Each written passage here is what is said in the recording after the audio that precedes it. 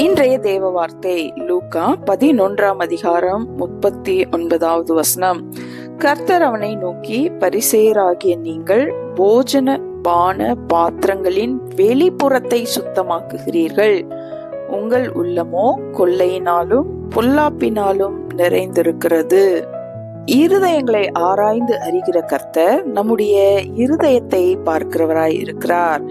நம்முடைய வெளிப்புற தோற்றத்தை அநேக ரீதியிலே அலங்கரித்து பாதுகாத்து பேணி காக்கிறோம். ஆனால் நம்முடைய உட்புறம் எப்படியாய் இருக்கிறது என்பதை நாம் ஆராய்ந்து பார்க்க வேண்டும்.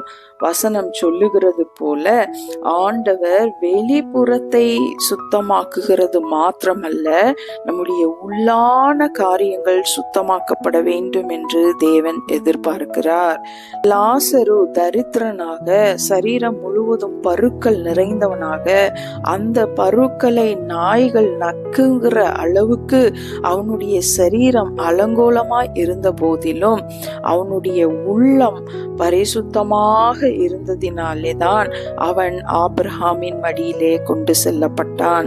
பிரியமானவர்களே, நாம் வெள்ளையும் சொல்லையுமாய் இருக்கிறதுனால் மாத்திரமல்ல, நம்முடைய வெளிப்புற தோற்றத்தினால் மாத்திரமல்ல, நம்முடைய உள்ளான மனிதன் நாளுக்கு நாள் புதிதாக்கப்பட வேண்டும். பகைகளும் கோபங்களும் வன்மங்களும் வஞ்சகங்களும் பொறாமைகளும் அசுத்தங்களும் வேதங்களும் ஆண்டவருடைய பிள்ளைகளாகிய நம்முடைய இருதயத்திலே காணப்படுமே. ஆனால் வசனம் சொல்லுகிறது போல நம்முடைய இருதயம் கொள்ளையினாலும் பொல்லாப்பினாலும் நிறைந்திருக்கிறது.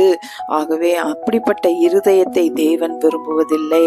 நம்முடைய இருதயம் பரிசுத்தம் உள்ள தேவன் தங்கும் ஆலயமாக மாறுவதற்கு நம்முடைய இருதயம் இந்த நாளிலே கர்த்தராகிய இயேசு கிறிஸ்துவின் இரத்தத்தினாலே சுத்திகரிக்கப்படுவதற்கு ஒப்பு கொடுப்போம்.